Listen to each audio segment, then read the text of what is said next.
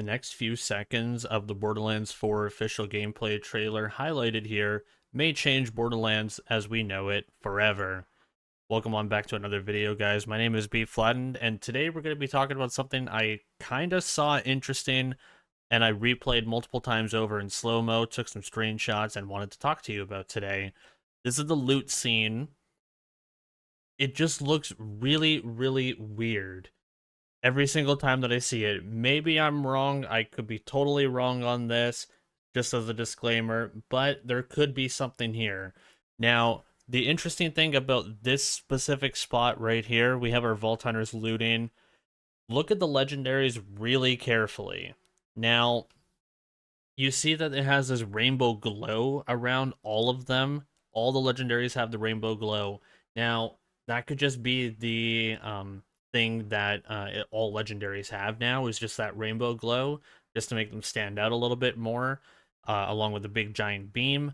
But this one in particular has these little tiny green beams around them. Now, I played it back multiple times. I thought it might have been money. It is not money, because money doesn't appear anywhere else. And if this was some form of boss or raid, there would be a lot more money than just two little piles next to one legendary. I thought it might be a white quality loot. However, white quality loot is right here. Small beam, pure white. It is definitely not that. These little tiny green beams here, they kind of shimmer and they go with the video. I'm going to play it for you one more time, and then we're going to come back and talk about that a little bit further. Go ahead and take a look at those little beams right there. They are very stand-out-ish, and they do change a little bit as the camera pans. However, they are still very relevant and still very much there, as opposed to the other legendaries. Now go ahead and take a look at the legendaries in the back. They don't really have those green beams that are there. None of them do, but this one does. Why is that? Now, I wanted to talk to you about that and why I think it might change the entirety of the loot system as we know it, because A, it could be annoyance, and I know a lot of people are going to be really upset about that. That would be the boring way to go about things if it was annoyance.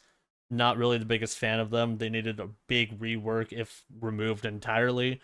But what I think it might be is gem slotting. Now, that could be meaning that it could be a gem slotted item. I thought it might have appeared on the purple item.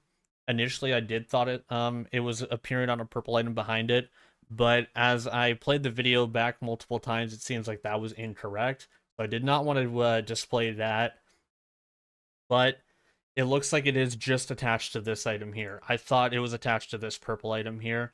Does not look like it is. It looks like it's just attached to this legendary here. But what could gem slotting mean for the Borderlands franchise moving forward in Borderlands 4? Now, I'm going to go ahead and just put this right here just so you can see what I'm talking about. Gem slotting is something that is very ARPG. If you've played Diablo or like Path of Exile, you're probably familiar with this term. But gem slotting, if you're unfamiliar with it, is kind of taking a jewel and slotting it into a piece of armor and gaining some minor stat from it. Now, this could do a couple of cool things. It could fix the anoint problem by also giving us a minor effect of our choosing. That way, we could either have a reroll system for said jewel or farm said jewel. And it could also additionally fix the anoint system in the aspect where anoints were kind of required for a weapon to shine. Normally, gem slotting is minor effects.